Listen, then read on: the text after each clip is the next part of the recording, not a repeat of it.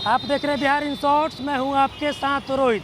आपको बता दें, किसान नेता राकेश टिकैत आज राजधानी पटना में पहुंचे और पटना में पहुंच कर उन्होंने प्रेस वार्ता किया और उनका ये भी कहना था कि अभी जितने भी बिहार में बाढ़ ग्रसित इलाके हैं वहां पे जाएंगे, वो दौरा करेंगे। आपको बता दें कि राकेश टिकैत जो किसान के नेता है वो 3 दिनों के लिए बिहार दौरे पर हैं और आज उन्होंने प्रेस कॉन्फ्रेंस किया। प्रेस कॉन्फ्रेंस करके क्या कुछ कह रहे हैं आप देखिए इस वीडियो में।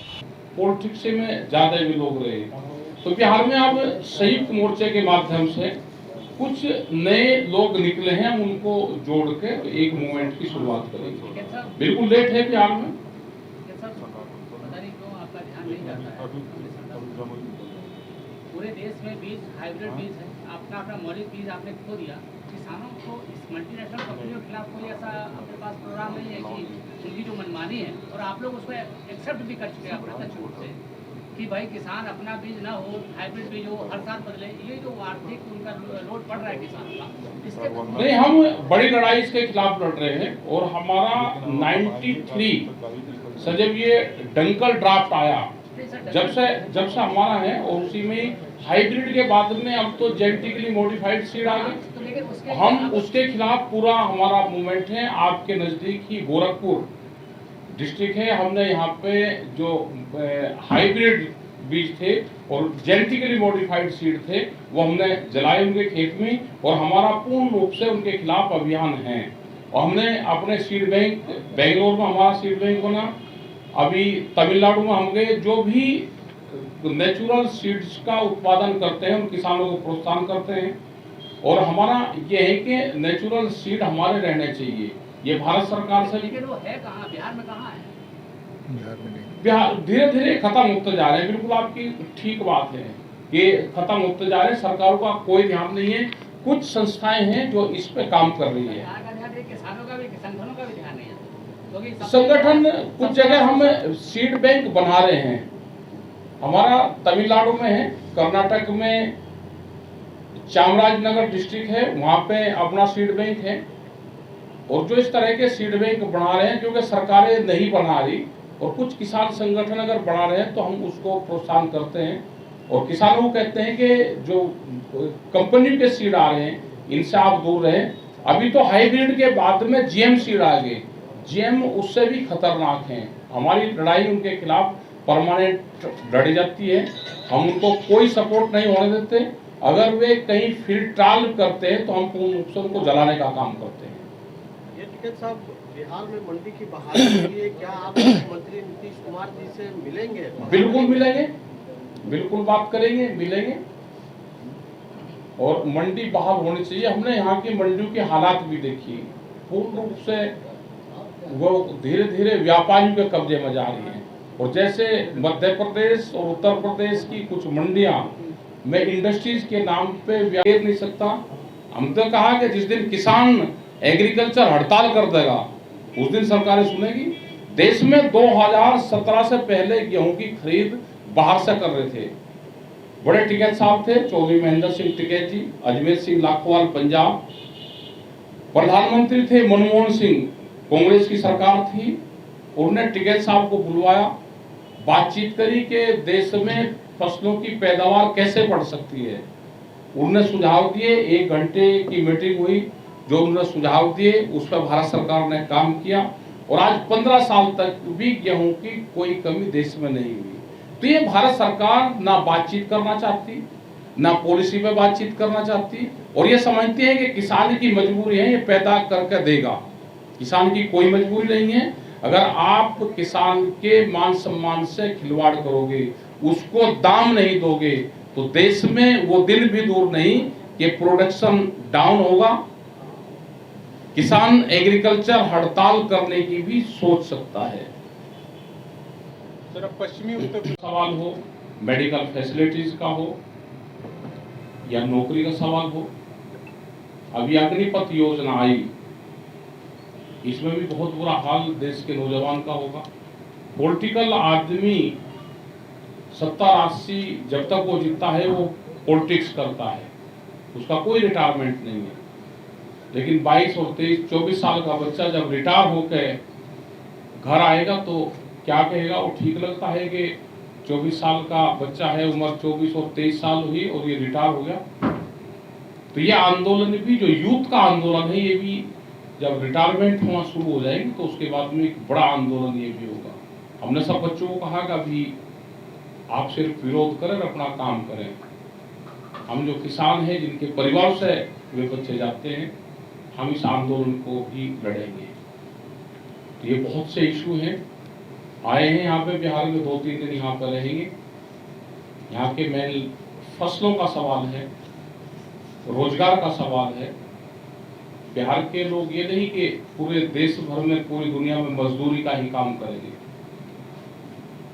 अपने स्टेट में फसलों के भाव मिलें, उसकी लड़ाई भी बिहार के लोगों को शुरू करनी पड़ेगी। उसकी तैयारी के लिए यहाँ पर आए और बीच में फिर हम प्रोग्राम बनाएंगे बरसात के बाद में।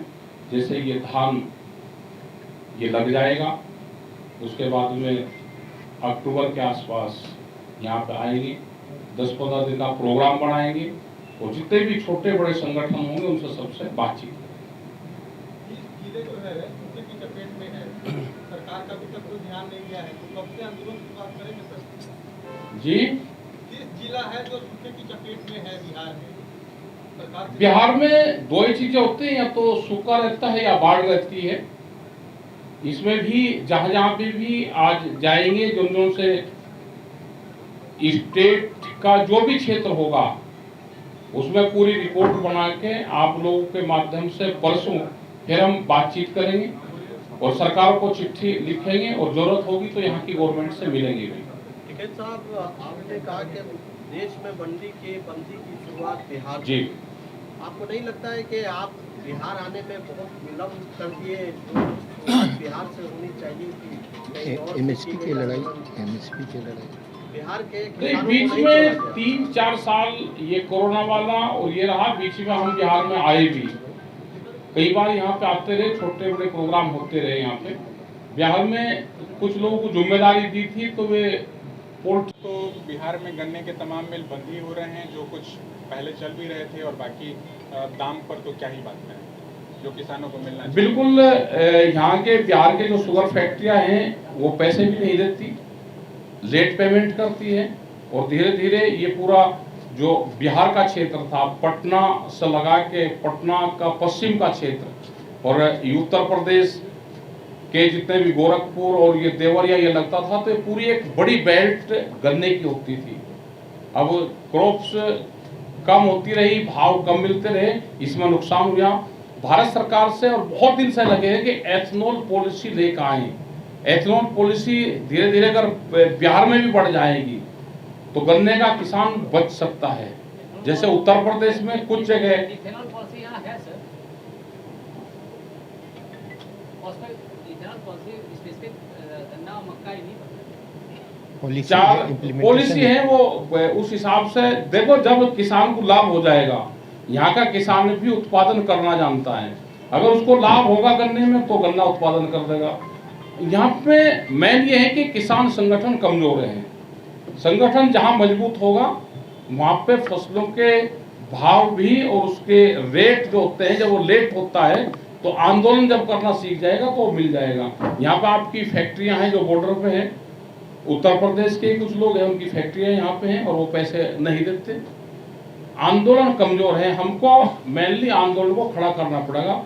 वो सरकारों के खिलाफ हो, वो फैक्ट्री के खिलाफ हो, वो इंडस्ट्रीज के खिलाफ हो। आंदोलन भी मजबूत हो तो जब भी ये भाव भी देंगे, नहीं तो ये व्यापारी हैं, इनको फ्री में गन्ना मिल गया, 1 साल के उधार मिल गया, 6 महीने के उधार मिल गया, तो ये तो बिजनेसमैन है, एक दिन को पैसों को रोक कर रखेंगे तो उससे लाभ कमाते हैं। मूवमेंट को खड़ा करना पड़ेगा।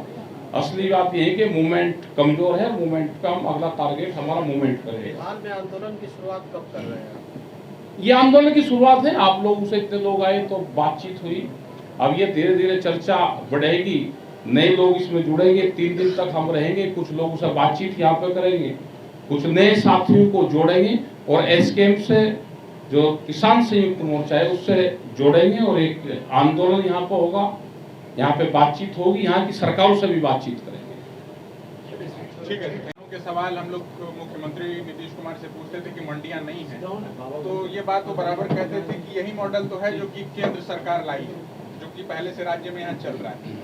तो आप उनसे मिलने की बात कह रहे हैं फिर? नहीं, तो मिलने की बात तो ये है ना कि मंडी बहाल करो भाई। वो मॉडल तो पहले यहाँ पे इसी स्टेट में तैयार कर दिया तो उसका नुकसान देखो।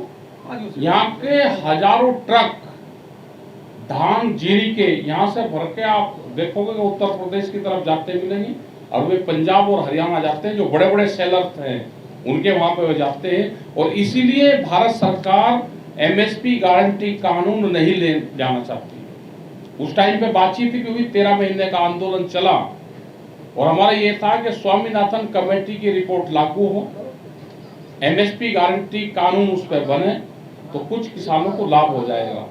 बिहार का किसान भी जब बचेगा जब एमएसपी गारंटी कानून लागू हो जाएगा। किसी को व्यापार करना है तो वो एमएसपी से कम पे खरीद नहीं करेगा।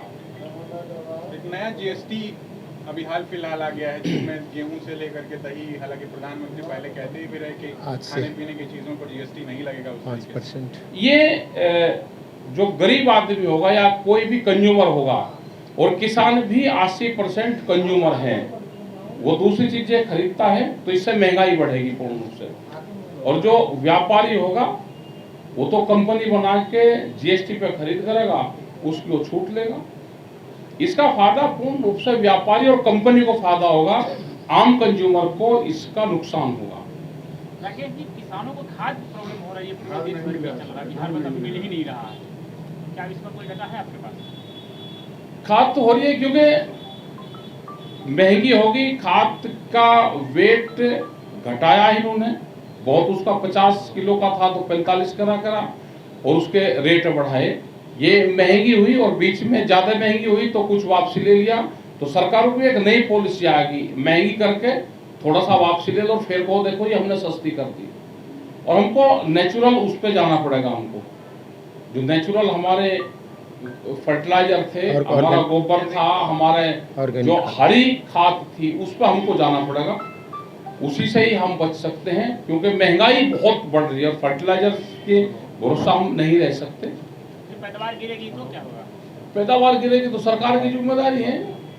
ये तो सुनो, देश में जब सरकारों को डर यह हो जाएगा कि किसान पैदावार भी गिर सकता है तो ये भाव देंगे। अभी तो सरकार को है कि किसान पैदावार गिर नहीं सकता। हम तो कहा कि जिस दिन किसान पे व्यापारियों को खाली जगह दी जाएगी, बिहार में शेड बनाने के लिए वे जगह दी गई है उनको। अगर इस पे आंदोलन और मंडी नहीं बचाई जाएगी तो ये मंडियों की जगह पूर्ण रूप से चले जाएगी। व्यापारियों को रोजगार करने के लिए, छोटी इंडस्ट्रीज लगाने के लिए ये उनको अलॉट कर रहे हैं। और खास करके जो बीजेपी के लोग हैं, जो संघ से लोग हैं, उनको ये अलॉट कर रहे हैं। एफसीआई के बहुत सारे गोदाम अडानी को, एफसीआई पूर्ण रूप से अडानी के वहां गिरवी रख रही, उन्हीं को ही वो दे रहे हैं कि आप ये जो एफसीआई है पूरा उनको देने लग रहे हैं धीरे धीरे। सरकारें देश को बेरोजगार और जमीन किसान की कितनी जल्दी जाए उसका पूरा प्रोग्राम कर रहे हैं। यहाँ पे भी जो सरकार है, ये भारत सरकार के साथ में इनकी पार्टनरशिप है, ये चले हुए हैं। तो धीरे धीरे आने वाले टाइम पे भी अगर उनकी पॉलिसी से बाहर निकल जाएंगे तो बिहार बचेगा। अगर ये बाहर नहीं निकलेंगे तो बिहार भी पूर्ण रूप से खत्म होगा।